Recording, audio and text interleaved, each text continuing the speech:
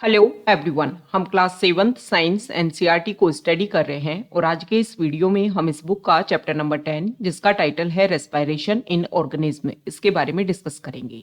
तो चलो स्टार्ट करते हैं। चैप्टर को स्टार्ट किया है एक स्टोरी के साथ में कि बूजो अपने ग्रैंड पेरेंट्स को लेने के लिए बस स्टॉप जाता है। इसके लिए वो फास्ट चलता है और जब वो फास्ट चलता है तो उसकी ब्रीदिंग जो है वो भी फास्ट हो जाती है। तो उसके माइंड में क्वेश्चन आता है कि फास्ट चलने पर ब्रीदिंग जो है वो फास्ट कैसे हो जाती है। साथ ही साथ क्वेश्चन ये भी उठता है कि हम ब्रीथ क्यों करते हैं। तो यहाँ पर इन सारे क्वेश्चंस के आंसर इस चैप्टर में हम डिस्कस करेंगे। सबसे पहले यहाँ पर एक इंपॉर्टेंट फैक्ट दिया हुआ है और ये आपको ध्यान में रखना है कि breathing is a part of respiration. मतलब रेस्पिरेशन एक बड़ा प्रोसेस है और उसका एक पार्ट है ब्रीदिंग। ओके, तो इन सारे पॉइंट्स को हम यहाँ पर डिस्कस करने वाले हैं। सबसे पहले हम डिस्कस कर लेते हैं रेस्पिरेशन के बारे में कि हम रेस्पायर क्यों करते हैं।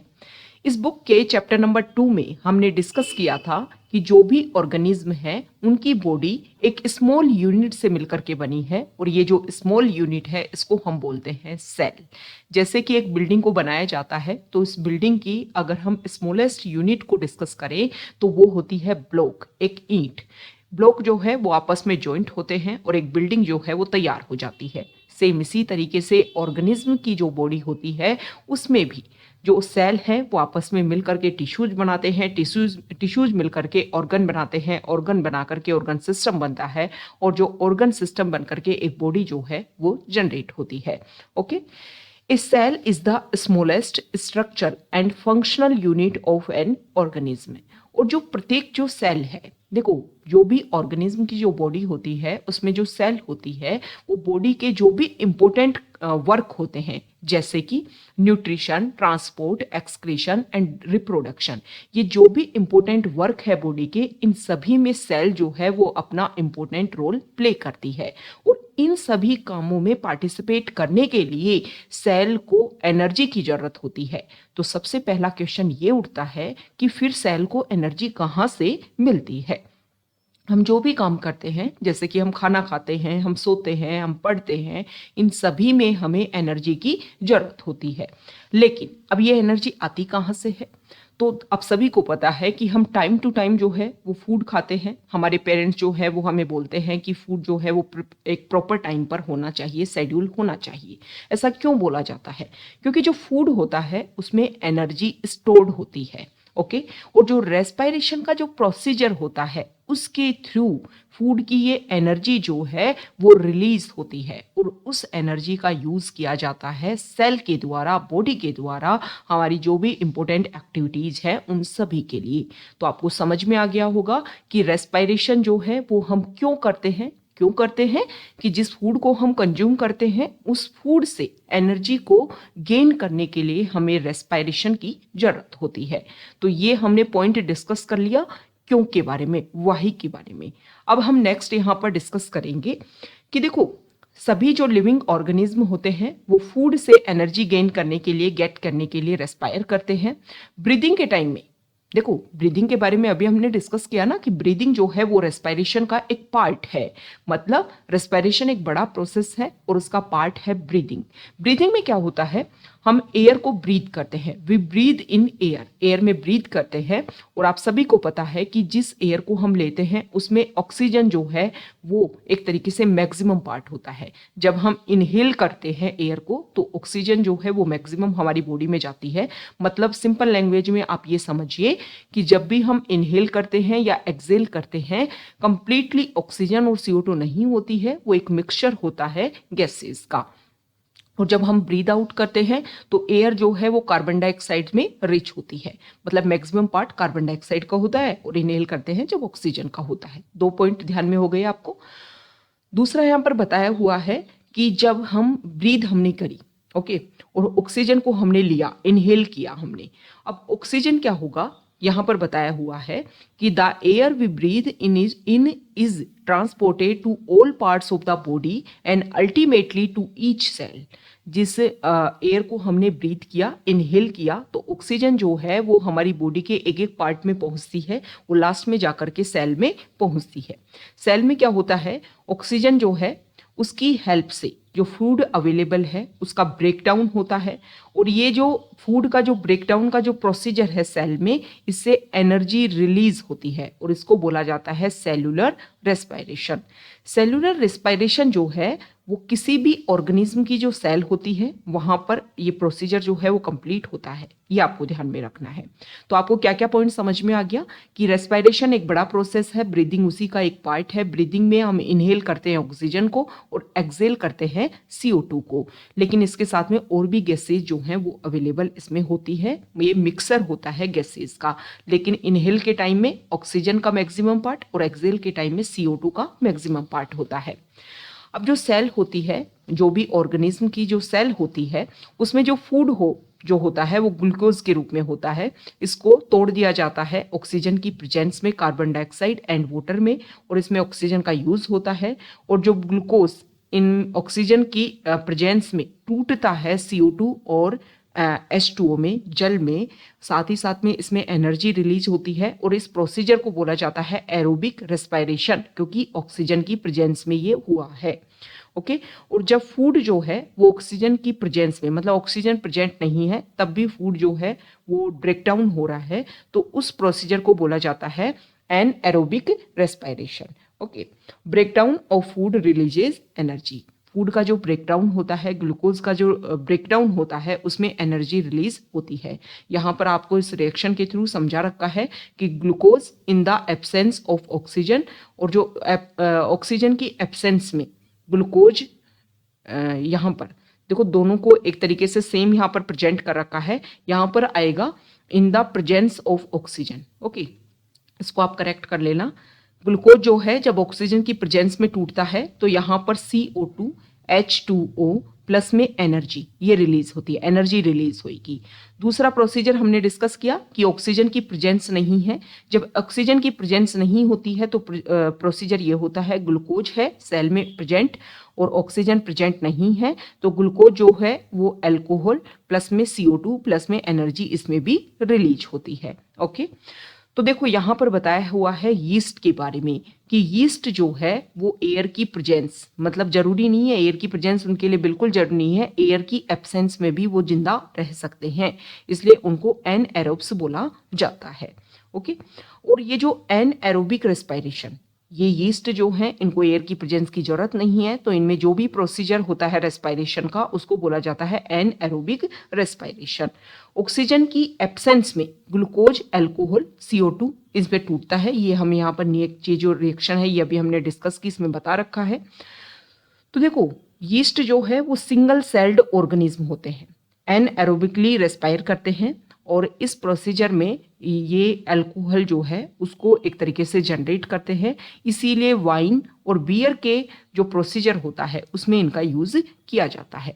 अब देखो जो ऑर्गेनिज्म की जो बॉडी है, ये तो हमने यीस्ट के बारे में डिस्कस किया कि वहां पर ऑक्सीजन की प्रेजेंस की जरूरत नहीं है, तो भी उनमें जो फूड है, जो ग्लूकोज है वो टूटता है अलग अलग पार्ट में। ओके। और उसको क्या बोला जाता है, एनएरोबिक रेस्पायरेशन। तो जो ऑर्गेनिज्म की जो बॉडी होती है उसमें भी एनएरोबिक रेस्पायरेशन होता है, लेकिन बहुत कम होता है। ऐसा नहीं होता कि हमेशा प्रोसीजर चलता रहता है, लेकिन कभी कभी अगर ऑक्सीजन की प्रेजेंस नहीं है तब भी ऐसा रेस्पायरेशन वहां पर भी होता है, ये आपके ध्यान में रखना है। जैसे कि यहाँ पर बता रखा है कि मसल सेल जो होती हैं वो अनएरोबिकली रेस्पायर करती हैं, लेकिन कुछ टाइम के लिए, शॉर्ट टाइम के लिए। ये इंपॉर्टेंट पॉइंट आपको ध्यान में रखना है। जब ऑक्सीजन की कुछ समय के लिए टेम्परेरी डेफिशिएंसी हो तब एनएरोबिक रेस्पायरेशन मसल जो सेल है उसमें देखने को मिलता है। जैसे कि आप हैवी एक्सरसाइज करते हो, फास्ट रनिंग करते हो, साइकिलिंग करते हो, वॉकिंग करते हो बहुत ही लंबे टाइम के लिए, या फिर हैवी वेट को लिफ्ट करते हो, तो उस टाइम आपको ऑक्सीजन की ज़्यादा ज़रूरत होती है। लेकिन हमें ऑक्सीजन जो है, ऑक्सीजन की सप्लाई एक लिमिटेड अमाउंट में हमें है, लेकिन हमें ज़्यादा ज़रूरत है, तो उस टाइम ऑक्सीजन की डिमांड ज़्यादा है लेकिन अवेलेबिलिटी नहीं हो पा रही है, तो उस टाइम हमारी मसल सेल जो है वो क्या करती हैं, अनएरोबिक रेस्पायरेशन करती हैं। ओके। तो ये हमने डिस्कस किया।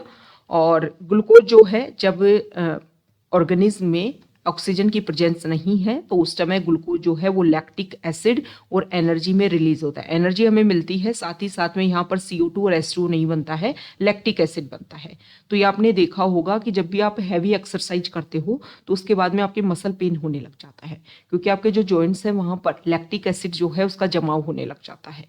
तो उसके बाद में आप कुछ टाइम तक देखते हो कि जब आप हॉट वाटर बाथिंग करते हो या फिर अपनी बॉडी पर मसाज करते हो ऑयल का, तो इससे ब्लड सर्कुलेशन जो है वो इंक्रीज होता है। ऑक्सीजन जो है वो एक तरीके से बॉडी में एक यहाँ पर बता रखा है कि the increase in the supply of oxygen, blood circulation increase होता है तो बॉडी में ऑक्सीजन की सप्लाई भी इंक्रीज होती है, जिसकी वजह से जो लैक्टिक एसिड बना था ऑक्सीजन की एब्सेंस की वजह से, वो लैक्टिक एसिड जो है वो CO2 carbon dioxide and water में डिवाइड हो जाता है। ओके, तो यहाँ पर ये बता रखा है कि एक्सरसाइज करने के बाद में ये प्रोसीजर आप कर सकते हो, जिससे आपको मसल पेन बिल्कुल भी नहीं होगा। तो ये हमने रेस्पिरेशन का प्रोसीजर देखा। अब हम डिस्कस करेंगे रेस्पिरेशन के ही एक पार्ट ब्रीदिंग के बारे में, कि ब्रीदिंग होता क्या है। देखो, ब्रीदिंग का मतलब ये होता है कि हम इनहेल करें रिच इन ऑक्सीजन, वो एयर को हम इनहेल करें जो ऑक्सीजन में रिच हो, और जब हम एक्सेल करें मतलब बाहर निकालें एयर को तो वो CO2 में रिच हो। ओके, और ये प्रोसीजर हम किसकी सहायता से करते हैं? रेस्पिरेटरी ऑर्गन्स की हेल्प से करते हैं। Okay, the taking in of air rich in oxygen into the body is called inhalation and giving out of air rich in carbon dioxide is known as exhalation. Okay, ये जो procedure होता है ना, breathing का जो procedure होता है, ये कंटिन्यूअस प्रोसीजर है। मतलब आप इसके ऊपर फोकस करो या ना करो, आपने देखा होगा कि आप रेगुलर आप सोते रहते हैं तब आप अवेयर थोड़ा ना होते हैं, लेकिन फिर भी ब्रीदिंग का प्रोसीजर जो है वो रेगुलर चलता रहता है। ओके, और आपकी कोई भी ऑर्गेनिज्म जो है उसकी एक through out of the life जो है ये प्रोसीजर चलता है। अब आपको यहाँ पे ध्यान में रखना है कि कोई भी पर्सन जो है वो 1 मिनट में कितनी ब्रीथ करता है, इसको बोलते हैं ब्रीदिंग रेट। सबसे इंपॉर्टेंट बात, जो भी ब्रीदिंग का प्रोसीजर होता है उसमें अगर आपको एक ब्रीदिंग काउंट करनी है कि एक ब्रीथ हुई है, तो उसमें एक इनहेल और एक एक्सेल, मतलब सांस अंदर लिया सांस बाहर छोड़ा, ये दोनों प्रोसीजर मिलकर के एक ब्रीदिंग होती है, ए ब्रीद होता है। ओके, ये आपको इंपॉर्टेंट ध्यान में रखना है। सिर्फ सांस अंदर लेना, इनहेल करना ही ब्रीद नहीं है, एक्सेल करना ये कंप्लीट साइकिल है और इसको ब्रीद बोला जाता है, वन ब्रीद इसको बोला जाता है। यहाँ पर फिर कुछ एग्जाम्पल दे रखे हैं कि जैसे आप साइकिलिंग करते हो तब कितना ब्रीद करते हो, या फिर आप पैदल चलते हो तो कितना ब्रीद करते हो, इन सब के बारे में यहाँ पर काउंट करने की बात की गई है। यहाँ पर बता रखा है कि जब भी कोई पर्सन को एक्स्ट्रा एनर्जी की जरूरत होती है तो वो फास्ट जो है वो क्या करता है, ब्रीथ करता है। ओके, तो हमें स्टार्टिंग में हमने देखा कि जो बूजो जो है अपने ग्रैंड पेरेंट्स को लेने के लिए जब बस स्टॉप जा रहा था तो फास्ट तरीके से चल रहा था। फास्ट चलने के लिए उसको ज़्यादा एनर्जी की ज़रूरत है, तो ब्रीदिंग जो है वो फास्ट होने लग जाती है। ओके, मतलब हमारे बॉडी में जो फूड अवेलेबल है, सेल में फूड का जो एक तरीके से ब्रेक डाउन है वो फास्ट तरीके से होने लग जाता है, उससे एनर्जी जो है वो फास्ट तरीके से रिलीज होती है। ओके, तो जब ब्रीदिंग फास्ट होगी तो हमें जो है ज़्यादा ऑक्सीजन मिलेगी, और ज़्यादा ऑक्सीजन जब हमारी सेल तक पहुंचेगी तो इससे फूड का जो ब्रेक डाउन है वो फास्ट तरीके से होगा, एनर्जी जो है वो फास्ट तरीके से रिलीज होगी। इसीलिए आप देखते हो कि जब भी आप कोई फिजिकल एक्टिविटी में इन्वॉल्व होते हो, जैसे आपने गेम खेला या फिर आपने कोई एक्सरसाइज की, तो उसके बाद में बहुत जल्दी आप जो है उसको आपको भूख लगने लग जाती है। यहाँ पर बता रखा है कि एक एडल्ट ह्यूमन जो है वो नॉर्मली 1 मिनट में 15 to 18 टाइम जो है वो ब्रीदिंग करता है। ओके, हैवी एक्सरसाइज के टाइम में ब्रीदिंग रेट जो है वो 25 टाइम पर मिनट जो है इंक्रीज हो जाती है। और we exercise not only do we breathe fast, we also take deep breath and thus inhale more oxygen. Okay, तो एक्सरसाइज के टाइम में हमें डीप ब्रीदिंग तो करना ही है, डीप ब्रीदिंग के ऊपर फोकस करना चाहिए, ऐसा यहाँ पर बताया हुआ है। ओके, तो ये हमने डिस्कस कर लिया कि ब्रीदिंग जो है वो क्या होता है, एक्सेल और इनहेल ब्रीदिंग होता है। अब हम कैसे ब्रीथ करते हैं ये यहाँ पर बताया हुआ है। देखो, नॉर्मली क्या होता है कि जो एयर होती है उसमें से हमारे जो नोस्ट्रिल होते हैं उनके थ्रू जो है वो एयर हमारी बॉडी में जाती है। हम इनहेल करते हैं एयर को, और ये इनहेल एयर जो है वो हमारे नोस्ट्रिल के थ्रू नेजल कैविटी में जाती है। नेजल कैविटी से जो एयर है वो हमारे लंग्स में पहुंचती है विंड पाइप के थ्रू, और लंग्स जो है वो हमारी चेस्ट कैविटी में प्रेजेंट होते हैं। और ये जो हमारी कैविटी जो होती है ना, वो चारों तरफ से रिब्स के थ्रू जो है वो सराउंडेड होती है। और यहाँ पर जो हमारे लंग्स होते हैं या हमारी जो रिब्स हैं, उसके नीचे ए लार्ज मस्कुलर सीट जो है वो प्रेजेंट है, जिसको हम डायफ्राम बोलते हैं। मतलब चेस्ट कैविटी का एक तरीके से फ्लोर जो है वो बनाता है डायफ्राम।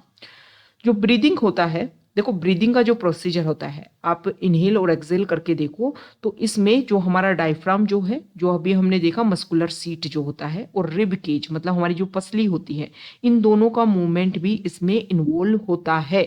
आप ब्रीदिंग करके देखो, आपकी जो रिब केज है और आपका डायफ्राम दोनों इसमें इन्वॉल्व है। ओके, अब जब हम इनहेल करते हैं तो हमारी जिब जो रिब जो है, मतलब हमारी जो पसली है, वो ऊपर की तरफ उठती है और डायफ्राम जो है वो नीचे की ओर जाता है। आप इनहेल करके देखो, आप इसको फील करोगे। और ये जो मूवमेंट है, इससे क्या होता है कि हमारी जो रिब्स है ऊपर की तरफ जा रही है, डायफ्राम नीचे की तरफ जा रहा है। इससे हमारी जो चेस्ट कैविटी है उसमें स्पेस ज़्यादा जनरेट होता है, और जो एयर है वो हमारे लंग्स में एंटर कर जाती है। ओके, फिर लंग्स जो हैं वो एयर से फिल हो जाते हैं। और जब हम एक्सेल करते हैं तो एक्सेल के टाइम में जो हमारी रिब्स हैं, मतलब हमारी पसलियां जो हैं वो नीचे की तरफ जाएंगी, डायफ्राम जो है ऊपर की तरफ जाएगा। और ये जो प्रोसीजर है, इसमें हमारी चेस्ट कैविटी की साइज जो है वो रिड्यूस हो जाती है, और एयर जो है वो air is pushed out of the lungs से एयर जो है वो इससे क्या निकल जाती है, बाहर निकल जाती है। ओके, तो ये जो प्रोसीजर होता है इसके बारे में हमने डिस्कस किया। आप डीप ब्रीदिंग करके इसको समझ सकते हो। यहाँ पर बता रखा है कि स्मोकिंग से हमारे जो लंग्स हैं वो डैमेज होते हैं, स्मोकिंग से कैंसर भी होता है, तो हमें बचना चाहिए स्मोकिंग से। ये पूरा का पूरा जो हमारा ह्यूमन रेस्पिरेटरी सिस्टम जो है उसके बारे में बता रखा है। ओके, यहाँ पर बता रखा है कि जब हम इनहेल करते हैं तो हमारे आसपास में हमारी जो एयर है उसमें अनवांटेड पार्टिकल्स जो हैं वो प्रेजेंट होते हैं, जैसे कि smoke, dust, pollens etcetera etcetera. और जब हम इनहेल करते हैं तो ये हमारी बॉडी में हमारे नोस्ट्रिल के थ्रू जाते हैं।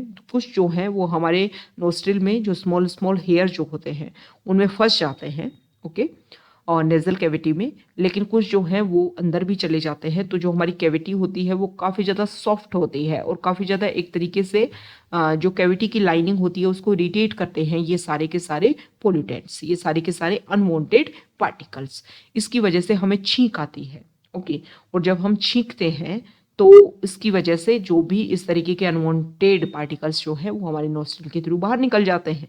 ओके, तो हमें कोशिश क्या करनी चाहिए कि जब भी हम स्नीज करें उस टाइम में हम हमारे नोज को क्या करें, कवर करें, ताकि जो भी पार्टिकल्स हैं वो हमारी बॉडी से बाहर निकले, वो किसी और को इफेक्ट ना करें।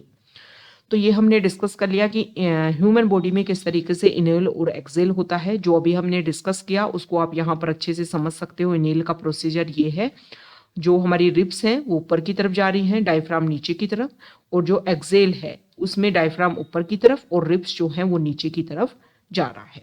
ओके ओके, तो ये सारी चीज़ें हमने डिस्कस कर ली हैं, ये आपको पता होनी चाहिए, इम्पोर्टेंट है आपके लिए। और ये प्रोसीजर जो है ब्रीदिंग का प्रोसीजर ये भी हमने कंप्लीट कर लिया।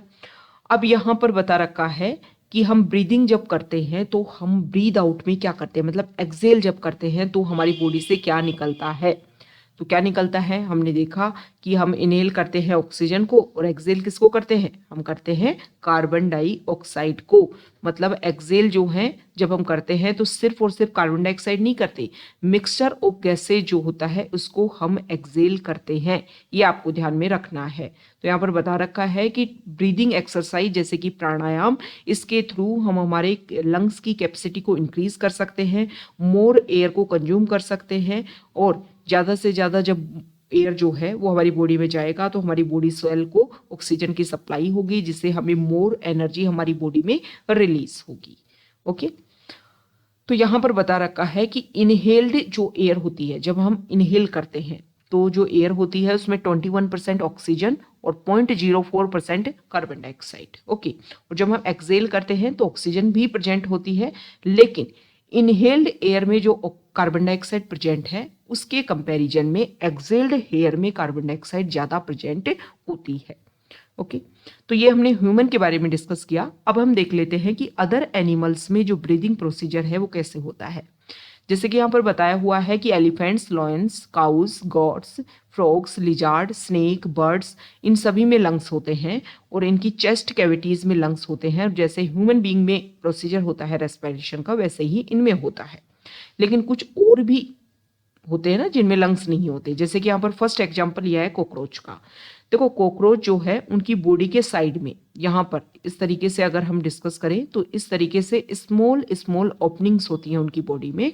और ये जो स्मॉल ओपनिंग्स जो होती हैं, इसी तरीके की अदर जो इंसेक्ट्स होते हैं उनमें भी इसी तरीके की स्मॉल ओपनिंग्स होती हैं। इन ओपनिंग्स को स्पाइरिकल्स बोला जाता है। और जो इंसेक्ट्स होते हैं उनमें एयर ट्यूब का एक नेटवर्क होता है जिसको ट्रैकिया बोलते हैं, जो गैस एक्सचेंज के लिए इम्पोर्टेंट होता है। तो ये जो स्मॉल ओपनिंग्स हमने उनकी बॉडी के साइड में देखा, इनके थ्रू ऑक्सीजन रिच एयर जो है वो स्पाइरिकल्स के थ्रू ट्रैकिया ट्यूब्स में जाती है। और ट्रैकिया ट्यूब्स में जब ये एयर जाती है तो इसके थ्रू जो बॉडी टिश्यूज होते हैं कॉकरोच के, वो इसको कंज्यूम करते हैं और बॉडी की एवरी सेल तक ऑक्सीजन जो है वो पहुंचती है। सेम इसी तरीके से जिस तरीके से बॉडी के साइड में जो ओपनिंग्स है वहां से ऑक्सीजन गई, सेम इसी तरीके से उसी प्रोसीजर को फॉलो करते हुए CO2 भी वहीं से बाहर निकलती है। ओके, सेल से CO2 निकली, ट्रैकिया ट्यूब से मूव करती हुई लास्ट में स्पाइरिकल्स के थ्रू बॉडी से बाहर निकल गई। तो ये जो एयर ट्यूब्स हैं और जो ट्रैकिया हैं वो सिर्फ इंसेक्ट्स में पाए जाते हैं। किसी अदर प्रकार के जो एनिमल होते हैं उनमें ये नहीं मिलते हैं ये प्रोसीजर। ओके, नेक्स्ट है अर्थवॉर्म। अर्थवॉर्म जो होता है इसके बारे में क्लास 6 में हमने पढ़ा था कि अर्थवॉर्म अपनी जो स्किन होती है उसी के थ्रू ब्रीथ करते हैं। अर्थवॉर्म की जो स्किन होती है वो मॉइस्ट होती है, स्लिमी होती है टचिंग में, और इनके थ्रू ही जो गैसेज हैं वो पास होती है। दूसरा अगर हम बात करें फ्रॉग्स की, तो फ्रॉग्स में वैसे ह्यूमन बींग्स की तरह ए पेयर ऑफ लंग्स होता है, लेकिन ये अपनी स्किन से भी ब्रीथ कर सकता है। इसकी स्किन भी मॉइस्ट और स्लिपरी होती है।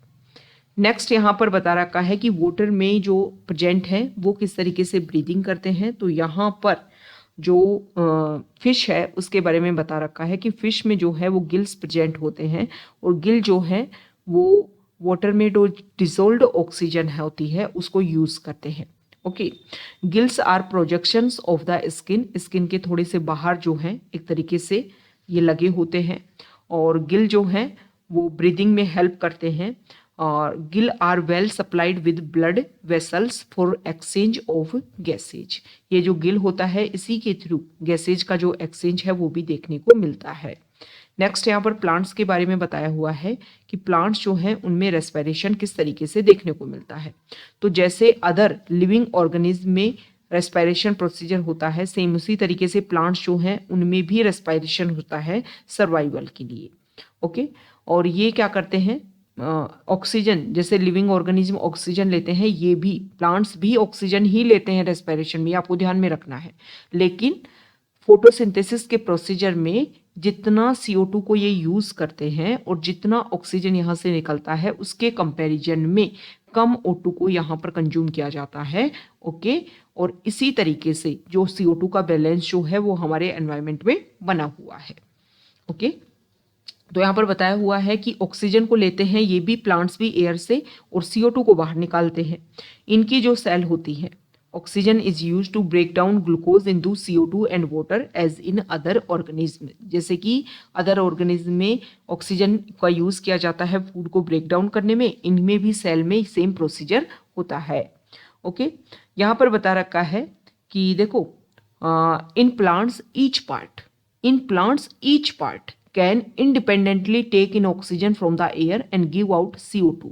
मतलब प्लांट्स का जो हर पार्ट है, जैसे हमारे तो नोस्ट्रिल के थ्रू ही होता है, एक ही जगह से हमारे यहाँ पर देखने को मिलता है, लेकिन इनके जो ईच पार्ट होते हैं वहां से ऑक्सीजन ली जाती है और CO2 को बाहर निकाला जाता है। ओके, तो यहाँ पर फिक्स प्रोसीजर नहीं है प्लांट्स में कि यहीं से इनका रेस्पिरेशन का प्रोसीजर होगा। ओके, जैसे कि हमने देखा पहले भी इसके जो बुक के चैप्टर नंबर 1 में हमने देखा था कि प्लांट्स की जो लीव्स होती है उस पर टाइनी पोर्स होते हैं जिनको स्टेमेटा बोलते हैं, वहाँ से ऑक्सीजन और CO2 का एक्सचेंज देखने को मिलता है। लेकिन जो रूट सेल होती हैं वो कहाँ से ऑक्सीजन को यूज करती हैं, तो देखो वो सोइल में जो ऑक्सीजन प्रेजेंट है उसी को एक तरीके से शक करती हैं, उसी को एक तरीके से कंज्यूम करती हैं और उसका ही यूज करती हैं एनर्जी जनरेट करने के लिए। तो ये हमने रेस्पिरेशन प्रोसीजर के बारे में डिस्कस किया कि जो भी लिविंग ऑर्गेनिज्म है उनको एनर्जी की जरूरत होती है सरवाइव करने के लिए, और सरवाइव कैसे करने, एनर्जी कहाँ से आएगी, रेस्पिरेशन प्रोसीजर के तहत। ओके, तो इस चैप्टर की समरी अब अगर हम डिस्कस करें तो किसी भी लिविंग ऑर्गेनिज्म को सर्वाइवल करने के लिए या जिंदा रखने के लिए हमें रेस्पिरेशन प्रोसीजर जो है वो बहुत ज़्यादा एसेंशियल है, क्योंकि इसकी वजह से फूड से हमें एनर्जी मिलती है। ऑक्सीजन जिसको हम इनहेल करते हैं वो क्या करता है, ग्लूकोज को CO2 और वाटर में डिवाइड करता है और एनर्जी जो है वो इस प्रोसीजर से रिलीज होती है। ग्लूकोज का ब्रेकडाउन अगर सेल में होता है ऑर्गेनिज्म में तो उसको सेलुलर रेस्पिरेशन बोला जाता है, और अगर फूड का ब्रेकडाउन ऑक्सीजन के साथ होता है तो उसको एरोबिक रेस्पिरेशन, और ऑक्सीजन की प्रेजेंस में नहीं होता है तो इसको एनएरोबिक रेस्पिरेशन बोला जाता है। ओके, जब हम हैवी एक्सरसाइज करते हैं तो ऑक्सीजन की सप्लाई बढ़ जाती है हमारी मसल सेल में, और इसमें क्या होता है कि ऑक्सीजन की सप्लाई की डिमांड ज़्यादा है लेकिन सप्लाई थोड़ी कम है, तो इसकी वजह से हमारी जो मसल है उनमें अनएरोबिक रेस्पिरेशन देखने को मिलता है। ब्रीदिंग जो है वो रेस्पिरेशन का एक पार्ट है, और इसमें ऑर्गेनिज्म जो है ऑक्सीजन रिच एयर उसको इनहेल करता है और कार्बन डाइऑक्साइड रिच एयर को इनहेल करता है और उसको एक्सेल करता है, कार्बन डाइऑक्साइड रिच एयर को। रेस्पिरेटरी ऑर्गन्स जो हैं वो गैसेज को एक्सचेंज करते हैं very in different organism. Okay, अलग अलग तरीके से, मतलब हर जो लिविंग ऑर्गेनिज्म है उसमें अलग प्रोसीजर होता है रेस्पिरेशन का। यहाँ पर बताया हुआ है कि इनहेलेशन के टाइम में हमारे जो लंग्स है वो एक्सपेंड होते हैं और कुछ टाइम के बाद में अपने ओरिजिनल स्टेट में दोबारा से आ जाते हैं एक्सेल के टाइम में। ओके, फिजिकल एक्टिविटी इंक्रीज होती है तो ब्रीदिंग की रेट इंक्रीज हो जाती है। एनिमल, काऊ, बफेलो, डॉग, कैट, इनमें भी रेस्पिरेटरी ऑर्गन होता है, और जो एनिमल का जो प्रोसीजर होता है, जैसे ह्यूमन में हमारा रेस्पिरेटरी प्रोसीजर है, सेम इसी तरीके से इन एनिमल्स पे भी देखने को मिलता है। अर्थवॉर्म में किस तरीके से उनकी बॉडी पर, अर्थवॉर्म जो है उनकी स्किन के थ्रू रेस्पिरेशन का प्रोसीजर होता है, exchange of gases. Okay, fishes में गिल्स के थ्रू होता है, और इंसेक्ट जो होते हैं उनमें ट्रैकिया के थ्रू होता है। प्लांट्स जो होती हैं उनकी जो रूट्स होती हैं वो सोइल में जो एयर प्रेजेंट होती है वहां से लेती हैं। लीव्स पर टिनी पोर्स होते हैं जिनको स्टोमेटा बोलते हैं, जिसके थ्रू गैसेज का एक्सचेंज होता है। और प्लांट्स में भी ग्लूकोज जो है प्लांट सेल में सिमिलर तरीके से टूटता है CO2 और H2O और एनर्जी में। ओके, जैसे कि लिविंग ऑर्गेनिज्म में प्रोसीजर होता है। तो ये हमने चैप्टर को कंप्लीट किया है। रेस्पिरेशन के बारे में हमने ह्यूमन के बारे में डिस्कस किया, अदर जो इम्पोर्टेंट एनिमल है या फिर अदर ऑर्गेनिज्म है उनके बारे में हमने डिस्कस किया कि किस किस तरीके से प्रोसीजर देखने को मिलता है। तो ये हमारा चैप्टर है। अगर आप यहाँ तक आए हैं, वीडियो आपको अच्छा लगा है तो प्लीज़ वीडियो को लाइक कीजिए, शेयर कीजिए और चैनल को सब्सक्राइब कीजिए। Okay, thank you.